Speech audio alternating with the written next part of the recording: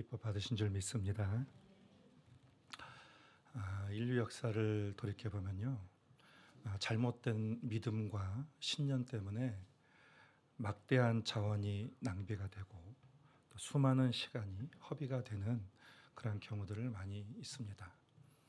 그 중에 한 예를 보게 되면 18세기에 영국에 남해 회사가 있었습니다. 영국 정부의 빚을 다 갚아준다고 대신에 그 조건으로 그 남미의 모든 무역에 대한 독점권을 달라고 그렇게 제안을 했고 정부가 그것을 허락을 했습니다. 사람들은 남미의 금과 은을 다 가져오면 우리는 다 전부 부자가 되겠다라고 그렇게 믿고 있었습니다.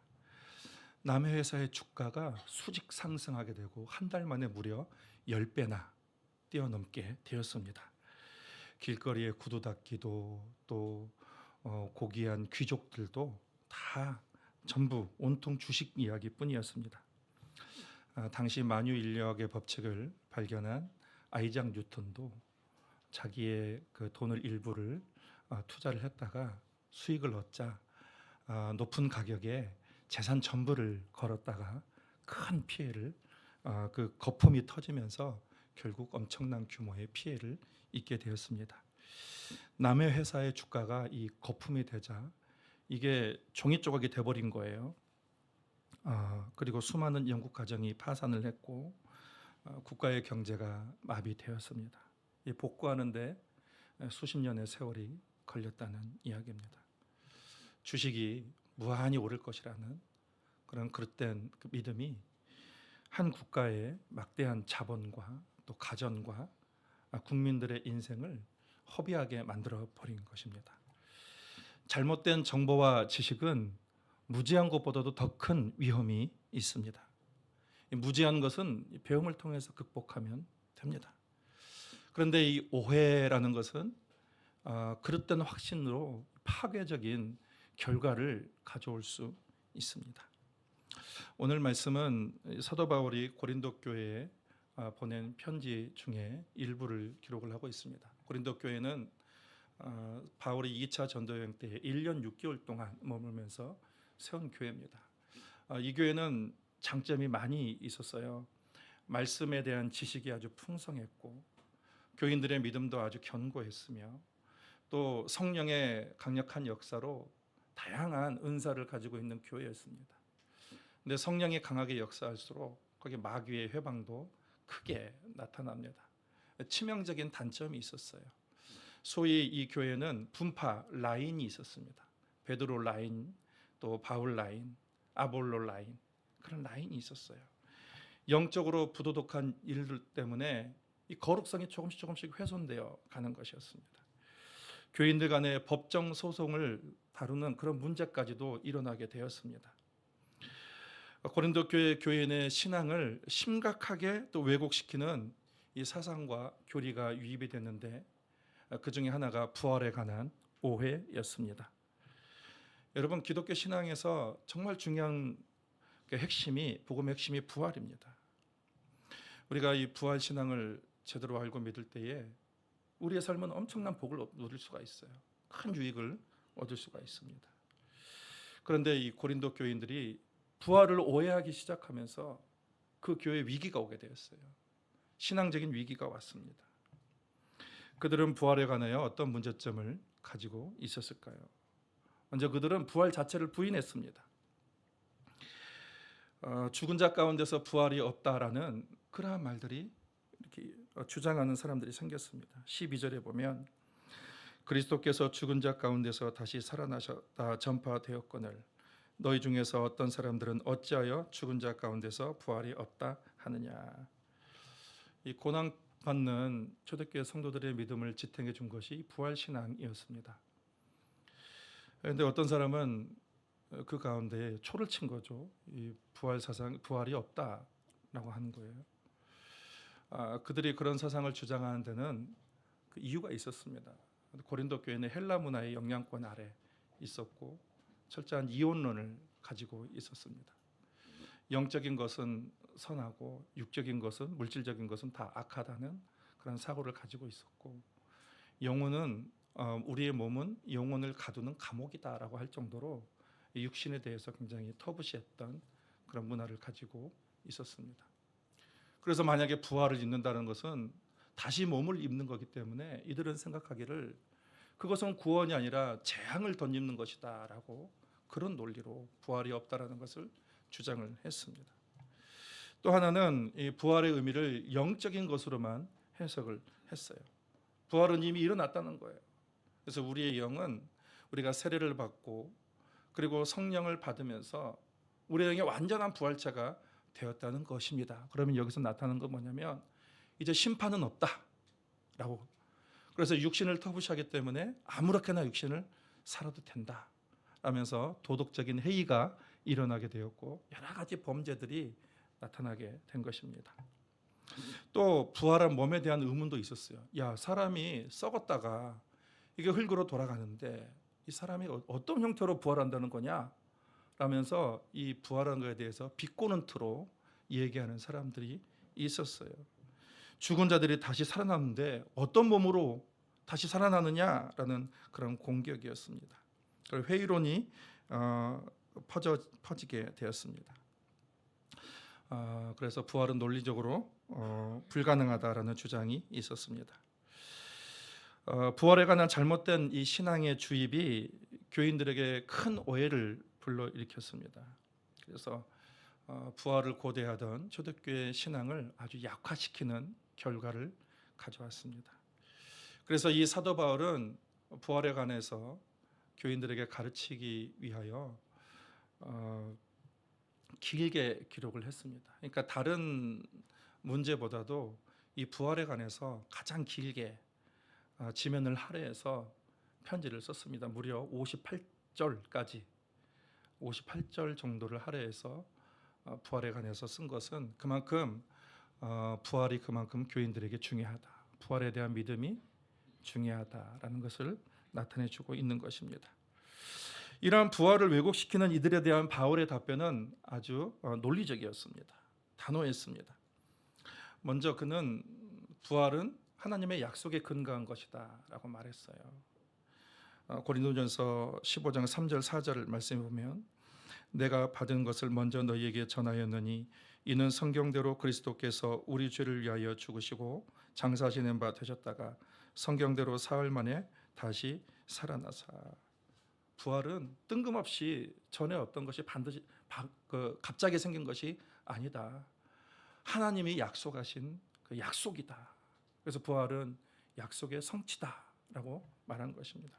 또 하나는 죽은 자의 부활이 없다면 그리스도도 다시 살아나지 못하셨을 것이다라는 그런 논리예요. 당시 그리스도의 부활에 역사적인 확실성을 가지고 있었습니다. 바울은 말하기를 베드로도 증인이고 또 12제자도 증인이고 500여 명의 그 부활을 목격한 사람들이 지금도 살아있다라는 것입니다. 무엇보다도 부활의 증인들을 박해했던 그 바울 자신의 그 삶이 완전히 역전되어서 이제는 자신이 부활을 증거하고 있으니 이것이 확실한 증거다라는 것을 말하고 있는 것입니다. 마지막으로 바울은 이미 죽어서 썩어버린 시체가 다시 어떻게 부활할 수 있는가라는 것에 대해서 또 답변을 했습니다. 그는 이제는 썩지 않을 것으로 부활할 것이다 라는 소망을 전했습니다. 42절에서 44절은 같이 읽어볼까요? 죽은 자의 부활도 그와 같으니 썩을 것으로 심고 썩지 아니할 것으로 다시 살아나며 욕된 것으로 심고 영광스러운 것으로 다시 살아나며 약한 것으로 심고 강한 것으로 다시 살아나며 육의 몸으로 심고 신령한 몸으로 다시 살아나는 육의 몸이 있은즉 또 영의 몸도 있느니라. 이 부활 때는 모두가 다 변화되는데 이 썩을 것으로 심었지만 썩지 않을 것으로 육의 몸을 심었지만 신령한 몸으로 완전한 부활체로 다시 회복될 것을 말하고 있는 거예요. 전쟁이나 사고로 이 사지가 잘려나가도 암과 같은 질병으로 몸의 세포가 다 죽어나가도 이 선천적인 장애로 불구가 되더라도 부활 때는 영화로운 몸으로 완전한 신령한 몸으로 그 부활체로 다시 회복될 것이다라는 것입니다. 바울은 이러한 부활에 관한 신앙을 왜곡된 지식을 가지고 있는 사람들에게 논리를 가지고 명확하게 전했습니다. 오늘 본문은 바울이 부활은 사울 세계만을 보장해 주는 것은 아니다라고 말하고 있습니다. 이 땅에서 사는 동안 우리가 부활을 살아야 된다라는 것을 말씀하고 있습니다. 부활이라는 것은 죽어서 이 내세의 소망만을 우리에게 주는 것이 아니고 오늘날 고되고 힘든 삶을 살아가고 있는 사람들에게 이 현재적인 의미를 준다라는 것을 말씀하는 거예요. 첫 번째는 부활은 이 변화의 능력이 있다라는 것입니다. 바울은 50절에서 혈과 육은 하나님의 나라를 유업으로 받을 수 없다라고 했습니다. 썩어버리는 우리의 육신은 이 영원한 나라에서 살 수가 없습니다. 그래서 51절에서 53절까지 이렇게 말해, 이것도 한번 같이 읽겠습니다. 보라, 내가 너희에게 비밀을 말하노니 우리가 다 잠잘 것이 아니요 마지막 나팔에 순식간에 호련히 다 변화되리니 나팔 소리가 나매 죽은 자들이 썩지 아니할 것으로 다시 살아나고 우리도 변화되리라.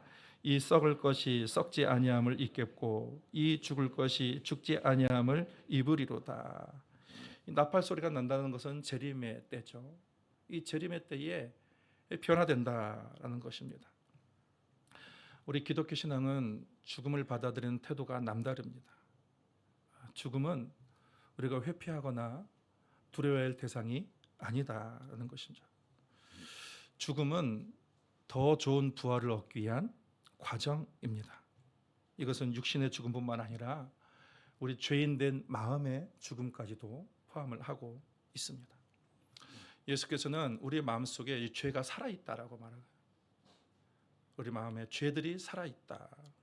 악한 생각, 또 살인, 또 간음, 도둑질, 거짓말, 비방, 교만, 이런 것들이 사람의 마음에 살아서 그 사람을 썩게 만들고 있다는 것이죠.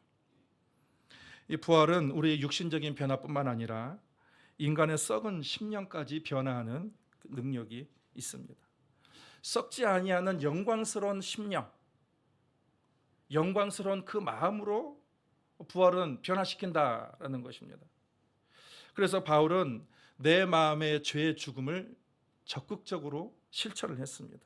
31절에 보면 형제들아, 내가 그리스도 예수 우리 주 안에서 가진 바 너희에 대한 나의 자랑을 두고 단언하노니 나는 날마다 죽노라. 여러분, 죽음은 회피할 것이 아니라는 것입니다. 더 영광스러운 부활을 위한 과정이에요. 우리는 죽으면 죽을수록 부활을 덧입는 것이죠. 내 안에 내가 죽어야 그리스도가 살아나는 것이죠. 나의 성질과 고집과 이 죄의 습성들을 죽이면 죽일수록 하나님의 영광이 내 안에서 나타나게 되는 것이죠. 죽이면 죽일수록. 그래서 내 의보다 하나님의 의가 더 낫고, 내 생각보다 하나님의 생각이 더 높고, 내 성격보다 하나님의 성품이 더 완전한 것입니다. 우리 안에서 계속해서 내 의가 자기 권리를 내세울 거예요. 내 생각과 나의 성격이 자기 권리를 계속해서 내세울 것입니다. 내 인생은 내 마음대로 살아야 돼요. 내 것이다. 어느 누구도 터치해서는 안 된다라는 것입니다. 여러분, 죄는 끈질겨서 죽는 것을 싫어합니다. 그래서 인간 속을 장악해서 통제하고 이 수단과 방법을 가리지 않습니다. 과거에 내가 살았던 이 죄의 습관들을 통해서 나를 공격하고 외부의 달콤한 유혹들을 통해서 나에게 침입하려고 합니다. 여러분, 우리 안에서는 내 죄가 살아날수록 나는 손해입니다. 바울이 말한 것처럼 날마다 내 마음속에 죄를 죽일 때 더 영광스러운 존재로 내가 회복되는 거예요. 그런데 문제는 우리 스스로 나를 죽일 수 없다는 것입니다. 우리 스스로의 힘으로는. 그럼 어떻게 해야 될까요? 이 두 가지를 해야 됩니다. 먼저는 항상 우리는 하나님의 심판대 앞에 나를 세워야 돼요. 아침에도 저녁에도. 그래서 나의 죄가 무엇인지를 하나님께 생각나게 하고 그 가운데 회개하는 과정을 거쳐야 됩니다. 구체적으로 그런 것들을 거쳐야 돼요. 그래서 하나님 앞에 나를 늘 돌아보고 성찰하고 회개하는 과정을 거치는 것입니다. 여러분, 그렇다고 해서 내 안에 꿈틀거리는 이 살아있는 이 죄를 죽일 수는 없습니다. 그럼 어떻게 해야 될까요? 그러면 예수 그리스도와 연합을 하는 거예요. 부활하신, 죽었다가 부활하신 이 그리스도와 연합을 하면 죄는 알아서 죽게 됩니다. 알아서 죽고 죄는 알아서 멀어지게 되는 것입니다. 그리스도와 그 연합이 중요한 거예요. 부활신앙은 우리를 영광된 변화로 이끄는 것입니다. 그리고 부활신앙은 우리의 현실의 삶에 승리를 가져옵니다. 오늘 본문 말씀은 죄와 사망으로부터의 그 승리를 선언하고 있어요. 55절에서 57절입니다. 사망아 너의 승리가 어디 있느냐? 사망아 내가 쏘는 것이 어디 있느냐? 사망이 쏘는 것은 죄요 죄의 권능은 율법이라. 우리 주 예수 그리스도로 말미암아 우리에게 승리를 주시는 하나님께 감사하노니. 주님은 죽임을 당하셨지만 이미 승리가 보장된 그런 삶을 사셨습니다. 그래서 예수님께서 공생애를 하실 동안 당신은 끊임없이 당신의 죽음과 부활에 대해서 예언을 하셨습니다. 그리고 말씀하신 대로 주님은 부활하셨습니다. 승리를 성취하신 것입니다. 부활을 믿는 우리도 이긴 싸움을 하고 있는 것을 우리가 믿어야 돼요. 죽음을 이기는 그 싸움을 우리가 하고 살고 있는 것입니다. 오늘 우리의 현실을 돌아봅시다. 교인들에게 요즘 어떠십니까? 라면 죽겠다고 이렇게 얘기하는 분들이 많습니다. 거의 죽을 지경이다고 이렇게 얘기하는 분들이 많습니다. 주변의 여러 가지 환경적인 요인들 때문이죠. 경제적인 그런 어려움과 압박과 질병의 고통과 불확실한 미래에 대한 그런 불안함, 그리고 나와 연결된 관계를 하고 있는 사람들과의 관계에서의 그 힘든 문제들, 제대로 풀리지도 않는 각종 어려운 일 때문에 이런 일들로 우리가 숨막히는 것 같고 마치 죽을 것 같은 그러한 상황이다라고 얘기하는 분들이 많이 계십니다. 여러분, 마귀는 예수님을 죽음의 상황으로 완전히 몰아갔습니다. 이 예수님의 모든 주변 상황이 좋은 것이 하나도 없어요. 종교 지도자들, 정치 권력자들, 백성들 다 예수님을 죽이려고, 주변의 모든 것들이 사망으로 가득 찬, 죽을 것으로 가득 찬 주님의 삶이었습니다. 실제로 죽으셨습니다. 여러분, 죽을 때 고통이 있잖아요. 아픔이 있잖아요. 죽으셨습니다. 그런데 여러분, 주님은 그 사망 권세를 깨고 다시 승리하셨습니다. 부활하셨던 것입니다. 여러분, 이러한 부활의 승리가 우리의 삶 가운데 선포하며 살아야 되는 거예요. 죽을 것 같은 그런 상황이에요.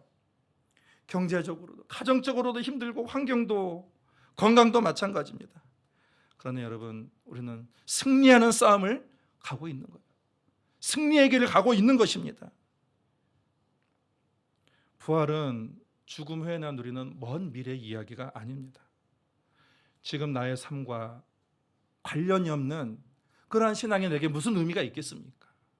부활은 지금 현실이에요. 지금 나의 현실 가운데 역사하고 있는 그리스도의 능력이라는 것입니다. 막연한 소망이 아니라 실제적인 나의 모든 현실의 문제 가운데에 주님께서 부활의 능력으로 함께 하신다는 것이죠. 그것을 우리가 선포하며 살아야 되는 것입니다. 마지막으로 바울은 이러한 부활의 신비를 얘기한 다음에 마지막으로 우리에게 권면합니다. 58절은 같이 읽겠습니다. 그러므로 내 사랑하는 형제들아, 견실하며 흔들리지 말고 항상 주의 일에 더욱 힘쓰는 자들이 되라. 이는 너희 수고가 주 안에서 헛되지 않은 줄 알미라. 아주 중요한 말씀이죠. 견실하고 흔들리지 말고 항상 주의 일에 더욱 힘쓰는 자들이 되라. 이 견실하다는 것이 안정되다는 그런 말이에요. 바위 위에 세워진 그 집이 이 폭풍과 바람 속에서도 이렇게 안정되듯이 그 부활의 소망을 가지고 우리가 안정되게 마음을 평안을 누리고 안정됨을 가지라라는 그런 말씀입니다. 흔들리지 말라. 외부의 어떤 말에도, 외부의 어떤 고난에도, 외부의 어떤 풍파에도 흔들리지 말고 오직 주의 일에 더욱 힘쓰는 자들이 되라. 여러분, 주의 일은 거창한 것이 아니에요. 지금 내가 살아있고 있는 그 자리가 주의 일입니다. 부모의 일, 남편의 일, 아내의 자리, 자녀의 자리, 그리고 교회의 직분자의 자리, 여러분의 회사의 그런 자리인 것이죠. 우리는 때때로 모든 것을 포기하고 싶을 때가 많습니다. 그 이유는 노력하고 애를 써도 변화가 없기 때문에 그래요. 결과가 좋지 않기 때문에 그렇습니다. 또 애를 쓴다고 해도 뭔가 기대가 되지 않고 희망이 없기 때문에 내려놓고 싶습니다. 그런데 오늘 말씀은 그럴 때라도 흔들리지 말고 자기 자리를 지키라는 거예요. 그 자리를 벗어나지 말고 견실하고 흔들리지 말고 남편의 자리 지키고 아내의 자리 지키고 그리고 부모의 자리 지키고 내 삶의 자리를 떠나지 말고 잘 지키라라는 거예요. 은혜의 자리를 지키라는 말입니다. 이것을 위해서 하나님께서 우리에게 주신 약속이 있습니다. 너희 수고가 주 안에서 헛되지 않은 줄 알미라. 여러분, 우리가 많이 애를 써도 그것이 헛되다라는 그러한 결과를 가지고 있으면 우리는 흔들릴 것입니다. 무너질 것입니다. 그런데 주님께서 말씀하시는 거예요. 그리스도 안에서의 애씀은 허무함으로 끝나지 않는다. 헛되지 않는다. 라는 거예요. 영국 런던에 있는 K 미술관에 프레드릭 와츠라는 분이 다음과 같은 그림을 그렸습니다. 지구 위에 연약해 보이는 한 여인이 눈을 가리고 있습니다. 앞이 보이지 않는다는 얘기죠. 그리고 그녀가 비파를 들고 있는데 비파의 7개의 줄 중에 6개가 다 끊어지고 하나의 줄만 남아 있습니다. 아무런 보이지 않는 그러한 절망적인 상황에서 여인은 그 한 줄을 가지고 아름답게 음악을 켜고 있는 그러한 내용입니다. 여러분, 이 한 줄, 이 하나의 줄이 바로 소망입니다. 인간이 믿는 모든 줄은 끊어지더라도 이 소망의 줄만 끊어지지 않으면 우리는 모든 것을 이기고 나아갈 수 있습니다. 베드로전서는 이것에 대해서 산소망이다라고 했어요. 리빙 호프다라고 했습니다. 영원히 변하지 않는 이 소망의 줄은 끊어지지 않는다. 영원히 부활에 대한 소망은 결코 끊어지지 않는다. 그것은 우리의 삶의 미래적인 소망이며 또 오늘날 현재적인 우리의 삶의 구체적인 소망임을 말을 했습니다.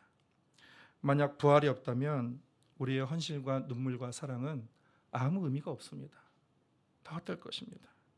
하지만 부활이 있기 때문에 우리의 헌신과 눈물은 하나님이 기억하시는 영원한 가치로 남게 될 것입니다.